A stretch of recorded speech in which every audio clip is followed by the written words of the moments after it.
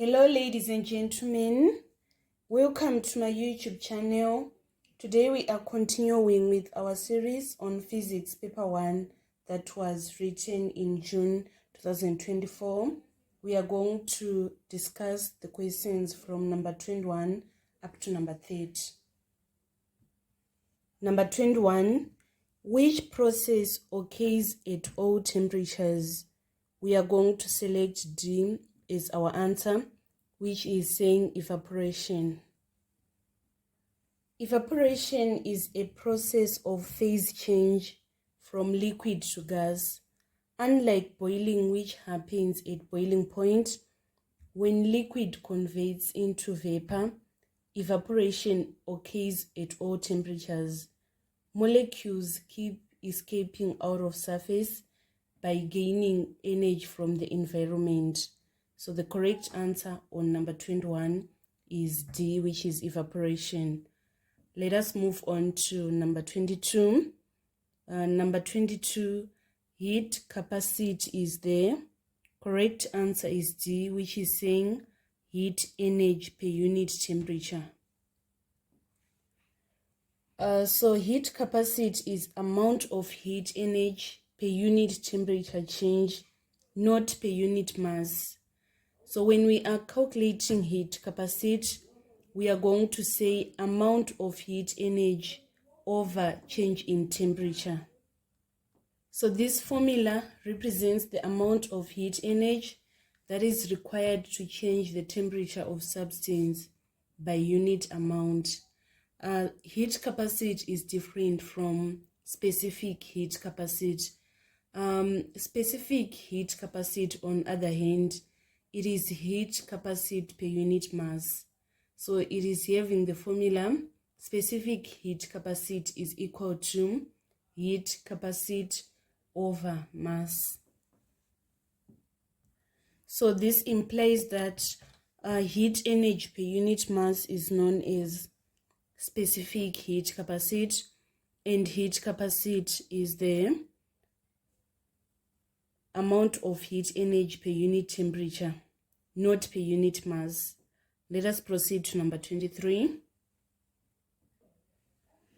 Number 23, the setup was used to investigate gas laws. Which property or properties of a gas is being investigated? So the correct answer on number 23 is A, which is saying volume and pressure. So from this setup, we are investigating what is known as Boyle's law. Boyle's law describes the relationship between pressure and volume. As the pressure on gas increases, the volume of gas decreases because gas particles are forced closer together. Conversely, as the pressure on a gas decreases, the gas volume is going to increase because gas particles can now move further apart. Let me explain again. From this setup, we are investigating what is known as Boyle's law. Boyle's law describes the relationship between pressure and volume. As the pressure on gas increases, the volume of gas is going to decrease because gas particles are forced closer together. Conversely, as the pressure on a gas decreases, the gas volume is going to increase because gas particles can now move further apart. Let us proceed to number 24. Number 24, a lightning conductor consists of, correct answer is D, which is saying a conductor that conducts lightning to the ground. So the correct answer is D.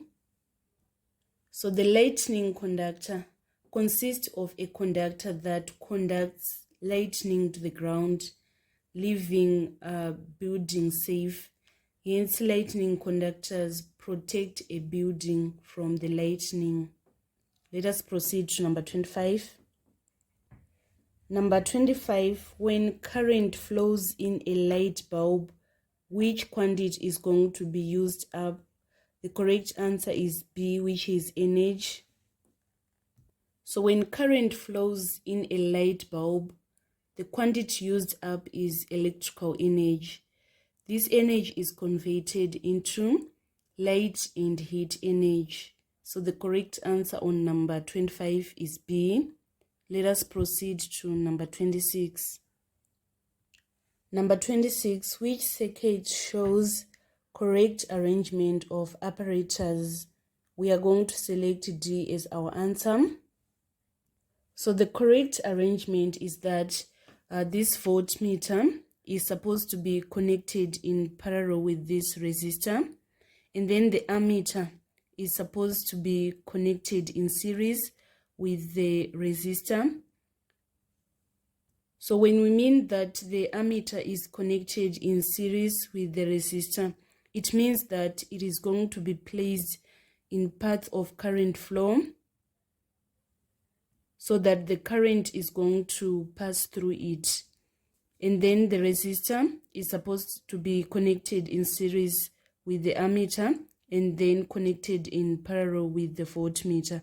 So this D is the one that is showing the correct arrangement.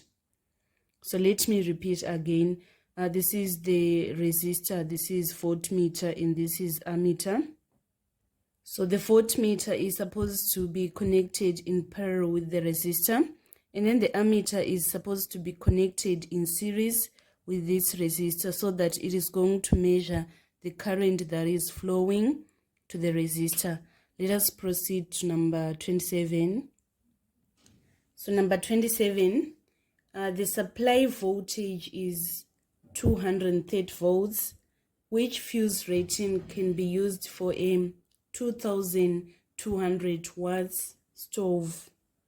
So what we need to do here, the first step is that we need to determine the suitable fuse rating.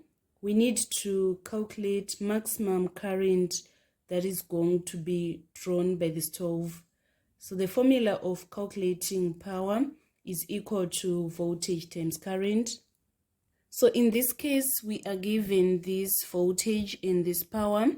We want to calculate current. So we need to make current the subject of formula. We divide both sides by voltage. So here we also divide by voltage so that we make current the subject of formula. And then we say the power is 2200 watts, and then the voltage is 230 volts. So we need to punch on the calculator.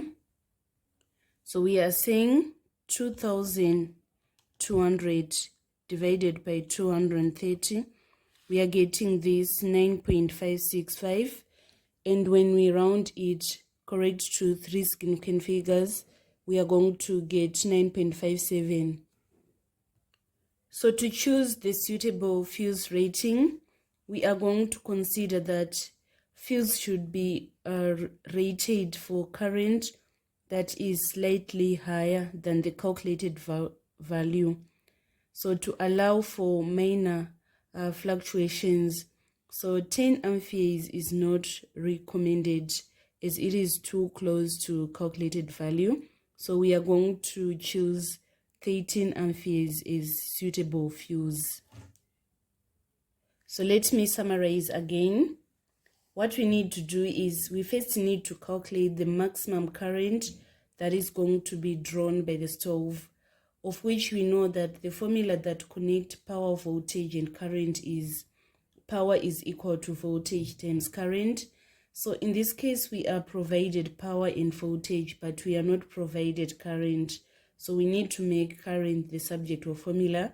So we say power over voltage is equal to current, and then 2200 watts divided by 230 volts. We are going to get our answer is 9.57 amperes. And then after having this figure, that is the current that is going to be taken by the stove, we now need to choose suitable fuse rating. And then when we are choosing suitable fuse rating, we're supposed to consider that fuse should be rated for current slightly higher than calculated value. This is to allow for minor fluctuations. So 10 amperes is not recommended as it is too close to calculated value. So 13 amperes is going to be the suitable choice. And then number 28, which one improves the efficiency of a transformer? We have lamination, use of oil, use of soft iron, and use of thin coils. Lamination does not improve the efficiency of a transformer, but the other three, they are going to improve the efficiency of a transformer. I'm going to explain the use of oil.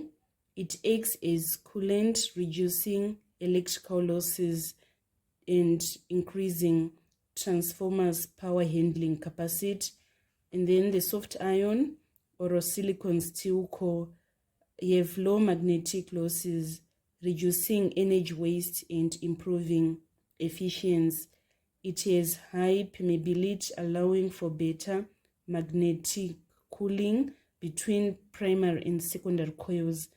And then thin coils reduce electrical resistance and therefore increase the coil's inductance.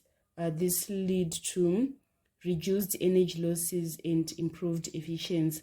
However, if I have to choose one that is going to improve transformer efficiency the most, I would say the use of soft iron.